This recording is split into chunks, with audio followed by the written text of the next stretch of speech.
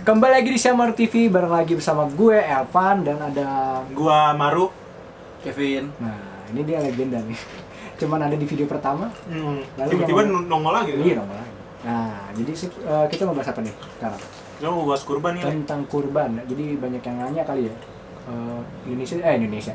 Di orang Kristen tuh ada kurbanannya nggak sih? Gimana sih sistem kurbannya gitu? Kalau dosa harus gimana? Nah, kita bakal menjelaskan kepada teman-teman sekalian. Tapi sebelumnya nih sorry nih, udah lama nggak upload karena corona. Ini aja kita di ruang khusus. Di ruang kos kita Iya. lagi di karantina Kita lagi sebenarnya. ODP ini kita. Enggak anjing. Nanti dikira beneran. Enggak. Kita pokoknya lagi di ruang khusus yang harus masuk aja disemprot dulu desinfektan, dimandiin, Terus disikat, steril kan lah. digelonggong. Kan mukanya bersih lihat. Pokoknya gitulah. Jadi semoga yang teman-teman juga pada sehat-sehat aja nih mas tentang corona nih, masalah corona soalnya makin tinggi. Iya, makin tinggi banget. Hmm. Mulainya dari tadi apa itu Bang. kurban? Nah, apa tuh korban tuh? Soalnya kadang-kadang orang suka mikir kalau kurban itu tumbal. Banyak mikir kayak gitu. Kan dulu kan kalau misalnya lu suka gabung ini, apa? Debat-debat Facebook waktu kita masih SD, Oh, kan iya. suka ada tuh yang Puput selalu tersenyum. Puput selalu tersenyum. Iya. Itu emang petara. Sayang celalu. Nah, jadi dia tuh banyak di situ banyak narasi-narasi kalau Kristus itu tumbal. Jadi kita yang berdosa, dia yang iniin. Nah, Kalau emang nggak Oh, gitu ya. iya. nggak gitu juga. Makanya ada yang bilang berarti kita berdosa nggak apa-apa dong. Nah, itu. Nah, Banyak ngomong gitu. itu semua karena mereka kurang tahu apa itu kurban.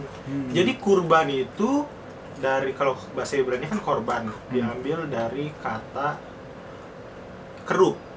Nah, Bukan kerubim. nah iya. Oh, ini kerubim. Yang iya. Itu tunggal, kerubim jamak. Makna kerub itu artinya dekat, semakna dengan kata Arab yang karib. Kan sahabat karib, sahabat dekat. Nah, maksudnya kurban atau korban ini apa? Jadi sarana untuk mendekatkan apa? Mendekatkan Kepada manusia kepada Allah. Nah, kenapa harus ada sarananya? Nah, karena kita harus tahu dulu nih ngapa Pertanyaan. manusia jatuh dalam dosa. gara-gara ini nih Bang Adam sama Tante Hawa. Ya, itu nenek moyang kita loh. Oh iya. Iya. Oh enggak. Kan nenek moyang kita simpanse. Alas lu. Sebenarnya itu kenapa kita harus ada mediasi untuk mendekatkan kepada Allah, karena dulu ada, kita tahu ada pas penciptaan manusia itu jatuh ke dalam dosa ya. Manusia jatuh ke dalam dosa. Gara-gara makan buah koldi kalau di tetangga. Tapi itu sebenarnya Misalnya apel. bukan kita nggak tahu apa tuh buahnya bentukannya Oh, gimana iya. kan. Iya. Siapa tuh durian ya? Siapa tahu durian kita nggak tahu. Tapi intinya adalah mengapa manusia nggak boleh makan tuh. Iya. Jadi pertama adalah Allah mau manusia untuk Menguji. hidup sempurna. Oh iya. Hidup sempurna kan. Memang manusia awalnya sudah sempurna, tapi untuk menjadi lebih sempurna lagi maka harus ada ujian. Kalau ada ujian kita baru bisa naik tingkat. Nah, ini yang Ada beda. ulangannya ya? Ada ujiannya. Yang beda Allah sama iblis. Kalau iblis mencoba itu udah pasti tujuannya supaya manusia jatuh. Berarti Tapi kalau kalau manusia Allah biar jadi PNS. menguji kok gitu supaya naik tingkat dia. Nah, Nanti naik tingkat menurutnya eselon 2 lagi. eselon 2. Makanya kenapa manusia harus dicoba supaya naik tingkat. Nah, dengan ujian apa? Ujian yang ketaatan. Jadi bukan masalah tubuhnya ada racunnya atau kagak. Emang buat ujian aja. Tapi memang di samping itu kalau masalah manusia jatuh ke dalam dosa, kalau nggak ada larangan, manusia jadi kayak robot. Nah, iya bener dong. Yang nggak apa maksudnya, ya hidupnya kayak gitu aja, jadi nggak ada benchmarkingnya. Jadi kenapa Tuhan iseng bikin buah itu bukan sekonyong-konyong buat iseng-isengan dia aja, tapi biar manusia juga karena kan manusia diberi kehendak bebas, tapi apakah manusia memperlakukan kehendak bebas itu secara bijak? Karena kalau nggak pakai kehendak bebas ya sama kayak Mugen Tsukuyomi yang dibangun sama Madara, Mirip kayak robot jadi iya, semuanya. dikendaliin semuanya. Udah mirip. Gundam. Berarti Allah cuma mungkin nonton TV bae dong. Iya, kayak udah gitu. tahu ceritanya. Ya memang Allah sudah tahu dari kekekalan Iya. Tapi bukan berarti itu dikenal sama Allah secara penuh. Iya, lu kayak main Age of Empire itu mah. Iya, kayak main Empire ya, apa namanya sih? Namanya. Iya, SimCity. Age of Empire bener. Nah, iya, terus habis tapi orang-orang banyak bilang, ya kan apa buahnya itu ada racunnya apa kagak tuh? Oh iya. Nah, coba kita baca dulu dari sini nih, Le. Dari mana tuh? Kejadian 2 ayat 16. HP suci. Suci. Kejadian 2 ayat 16. Lalu Tuhan Allah memberi perintah ini kepada manusia. Semua pohon dalam taman ini boleh kau makan buahnya dengan bebas. Tetapi pohon pengetahuan tentang yang baik dan yang jahat itu, janganlah kau makan buahnya, sebab pada hari engkau memakannya pastilah engkau mati. Nah, ini nih. Iya ya? Allah bilang kenapa? Apa? Janganlah kau makan buahnya. Hmm. Itu baik kan yang Allah bilang kan? Iya. Berarti daunnya boleh ya? Iya. Ya, pokoknya itu kita Ya, tapi kan Adam dan Hawa akhirnya makan buahnya tapi kok mati. Kan di sini dibilang kalau kau makannya kau akan seketika itu engkau akan mati. Nah, itu ntar dulu. Ini kita lihat dulu argumennya Hawa kepada ular, si ular. Kejadian 3 ayat 2. Lalu saut perempuan itu kepada ular itu, buah pohon-pohon dalam taman ini boleh kami makan, ayat 3. Tetapi tentang buah pohon yang ada di tengah-tengah taman, Allah berfirman, jangan kamu makan ataupun raba buah itu, nanti kamu mati. Nah, Pegang aja nggak boleh iya, ya? enggak. Ini lu perhatiin gak nih kok? Jadi awalnya Allah bilang Coba. jangan kau makan, cuman bilang gitu baik, tapi Hawa nambah-nambahin, jangan kau makan dan jangan kau raba. Kalau kata orang Batak Jabir nih mulutnya si Hawa nih. Apa tuh Jabir? Ya itu lemes Oh, gitu. gibah. Oh, lemes ya. Ditambah-tambahin gitu, Ditambah-tambahin. hiperbolik. Nah, jadi intinya adalah kunci manusia bisa jatuh dalam dosa adalah karena merubah menambah-nambahi firman Allah. Nah, berarti mengapa manusia bisa jatuh dalam dosa ini juga bukan karena sekedar itu buah ada racunnya atau kagak. Memang ini semacam kayak pemberontakan yang besar loh. Udah kata-katanya Allah ditambahin, bener-bener ditentang lagi sama dia. Dia makan tuh kan. Nah, gitu. Jadi karena mereka nggak seirama dengan firman Allah, maka mau nggak mau juga yang awalnya manusia itu diselimuti dengan kemuliaan Allah, makanya mereka nggak tahu kalau mereka telanjang. Akhirnya putus hubungannya mereka dengan Allah karena mereka udah nggak seirama dengan firman Allah lagi. Udah ditambah-tambahin, beneran dilakuin lagi. Nah, Mandul sih. jadi ibarat kata mirip kayak ini, tau nggak? Kalau misalnya emang lagi ngandung, nah ada yang tali pusarnya kan ada hubungannya, terus diselimuti apa sih namanya? Ketuban. Ya, ketuban. Nah, terus putus tiba-tiba, jadi nutrisinya udah kagak tersalurkan lagi. Padahal itu masanya manusia lagi dalam yang kandungan Allah, prematur jadi. Jadi yang masih lucu-lucunya harusnya. Iya, masih lucu-lucunya. Walaupun udah ratusan tahun itu. Masih lucu-lucunya sebenarnya. Terus akhirnya dari situlah makanya kita butuh mediasi kepada Tuhan agar Untuk berkomunikasi kepada Allah, karena supaya didamaikan. tadi tuh yang itu hubungan itu udah putus. Udah putus, makanya Jadi kenapa? perlu nyambungin tali pusarnya lagi. Iya, nah makanya kenapa korban. Nah, tapi korban sebenarnya udah dilakuin sama Allah juga, Le. Tahu kagak lu? Coba yang mana? Nah, ini. Enggak, nebak dulu dong. Ya pas anaknya Abraham. Enggak lah. Nih, Oh, Zaman Cain enggak, dan gue tahu. Ini kan gue yang nemuin anjir. emang lu yang Gue nemuin? yang nemuin. Yang apa? Yang pas si Yang dari Adam berita. disuruh motong hewan buat bajunya dia. Bukan Adam. Ibu, kok Abraham? Adam. Oh iya, benar-benar. Nih, lu baca nih, coba nih. Nah, jadi sebenarnya Tuhan tuh udah melakukan menyuruh kita dari mana acuannya kenapa kita harus berkorban itu udah mulai dari Adam, bukan dari Abraham. Orang kan ngira dari Abraham suruh ngorbanin anaknya, bukan, mulai dari jauh itu udah ada. Ayatnya dari Kejadian 3 ayat 21. Dan Tuhan Allah membuat pakaian dari kulit binatang untuk manusia dan untuk istrinya. Itu lalu mengenakan kepada mereka. Nah, jadi kan kalau misalnya bikin pakaian dari kulit binatang udah otomatis ada binatang yang disembelih dong. Iya benar. Binatang yang dikulitin. Nah, kalau misalnya ada binatang yang dikulitin, maka di situ kalau udah ada binatang yang dikulitin untuk menutupi Aurat. dosa manusia, kan karena manusia berdosa makanya dia telanjang kan. Mereka tahu kalau mereka telanjang.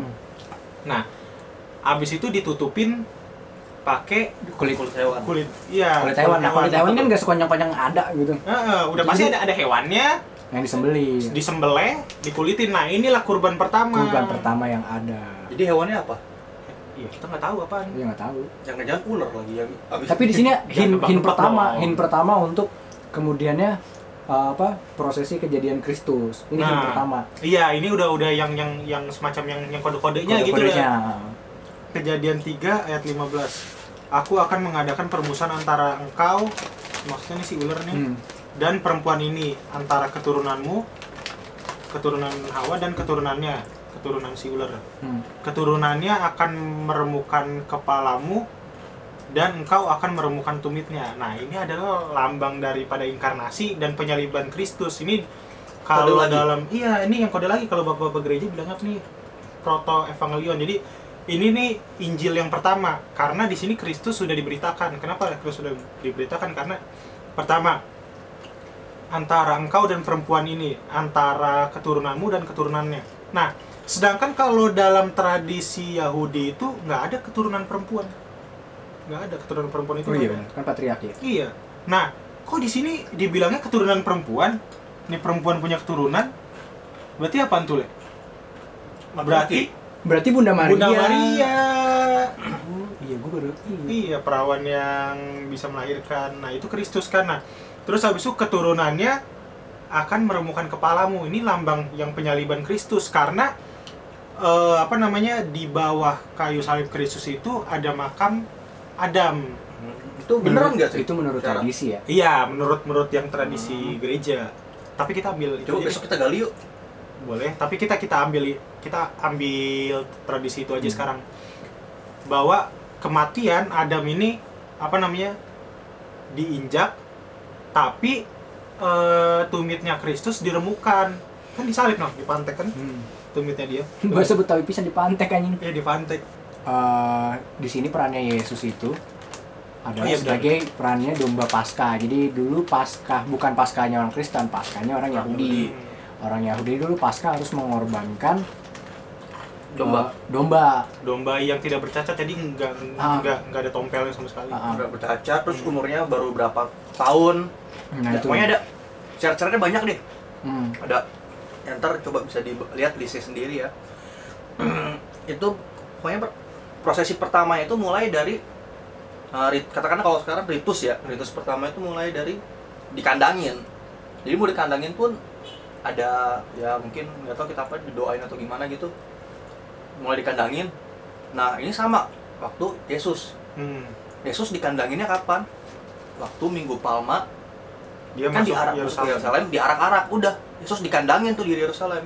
Nggak pergi keluar kota lagi dia. Iya, udah. Sampai ketemu gitu. Sampai di akhirnya prosesi penyaliban. Tapi mungkin kan nanya, lah kalau misalnya Tuhan Maha Esa, kenapa nggak langsung aja langsung dosanya kehapus? Itu kan pasti ada itu yang nanya gitu, kenapa harus pakai kurban gitu. Jadi gini ya teman-teman, kita kalau misalnya bilang Allah itu adalah maha adil. Jadi dia sangat adil dalam segalanya. Jadi gue punya gambaran yang paling sederhana sih untuk menggambarkan proses pengorbanan ini. Jadi anggaplah ada sebuah kerajaan. Nah, ada sebuah raja bilang gini, barang siapa yang mencuri, tangannya bakal saya potong, gitu kan. Nah, raja ini terkenal dengan adil, gitu kan. Akhirnya singkat cerita beberapa hari kemudian ternyata ibu kandung dari si raja ini ketangkep basah sedang mencuri buah di dapur.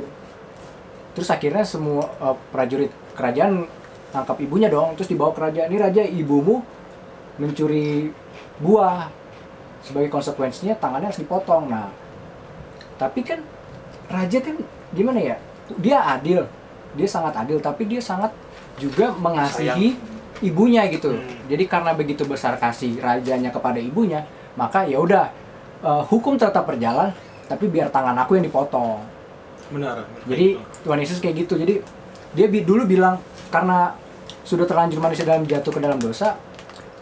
Nah, agar manusia tidak lebih jatuh lagi ke dalam dosa, dikatakan hukum dosa adalah maut. Barang siapa yang melakukan dosa berarti harus mati. Tapi karena begitu besar kasih Allah akan dunia ini, sehingga dia harus mengorbankan dirinya menjadi kurban terhadap peraturan yang sudah dia buat sendiri gitu. Apa harus ada darah dalam pengorbanan itu? Karena itu harus menggantikan nyawa yang berdosa itu. Makanya harus ada domba. Kenapa dulu dikulitin yang di kejadian Adam itu, yang tadi dikulitin kulit hewan itu ada pertumpahan darah kan pasti di situ. Nah, Yesus juga harus menumpahkan darahnya sebagai bukti korban nyawa yang tadi. Kalau upah dosa adalah maut. Maut itulah yang jadi bukti darah tumpah itu adalah bukti bahwa maut telah diselesaikan oleh Tuhan sebagai pengganti kita, maut kita. Apalagi dalam tradisi Yahudi, darah itu hampir sama dengan nyawa itu sendiri. Iya, benar. Yang makanya kenapa mereka nggak boleh makan darah kan? Iya, makanya kenapa harus ada darah yang ditumpahkan di situ, kayak gitu. Nah, cuman memang harus ada darah. Tapi sebenarnya dari kurban waktu pertama Allah kulit binatang, terus habis itu kurbannya siapa namanya?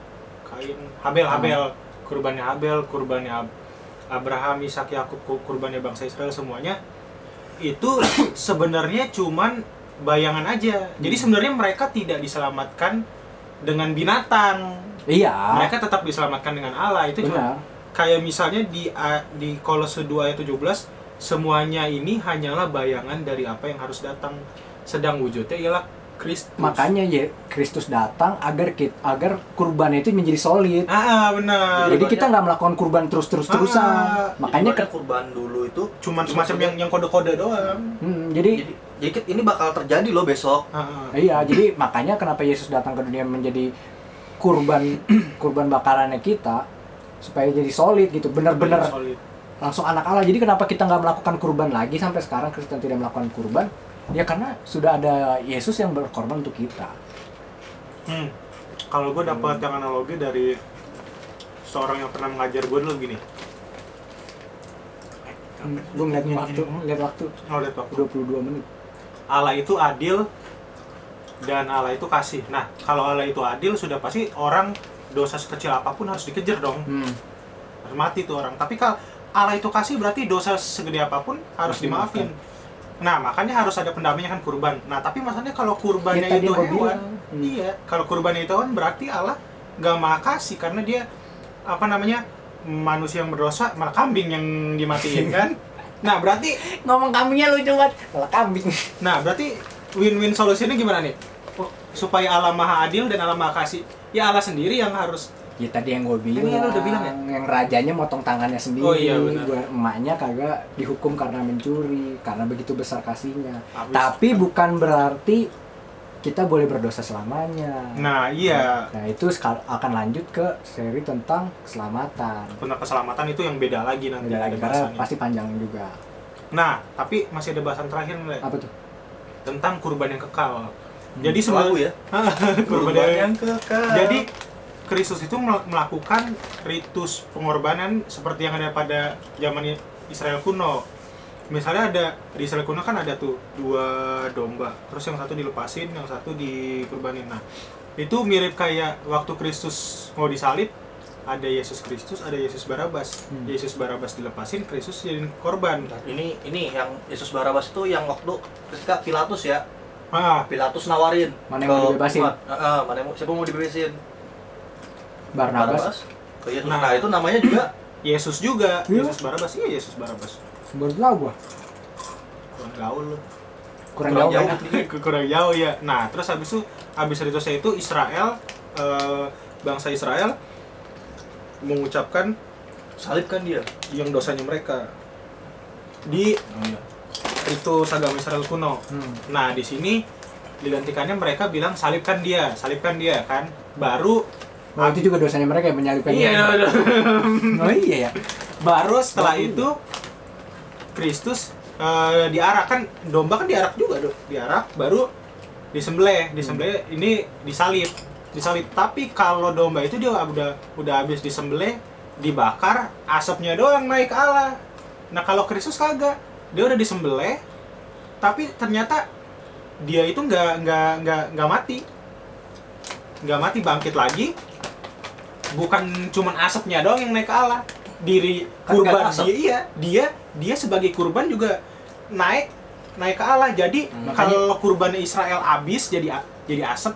Nah, kalau Kristus sebagai kurban yang kekal, dia kurbannya terus ada. Bukannya alasannya asap kenapa doang. Yesus nggak dibakar dan nggak ada asapnya ya? Iya, dan nggak ada asapnya. Oke. Gitu. Gimana, udah pada tahu kan teman-teman? Udah pada tahu kan teman-teman. Mungkin nanti kita bisa bahas tentang keselamatan kan. Iya. Hari Itu Kalau nggak perdebatan mager ya. panjang sih tentang predestinasi Iya, apa segala kan. macem. Terus nanti banyak yang komen-komen, wah lu Min salah lu tidak Alkitab gitu. Itu seru nih pasti nanti ya seru.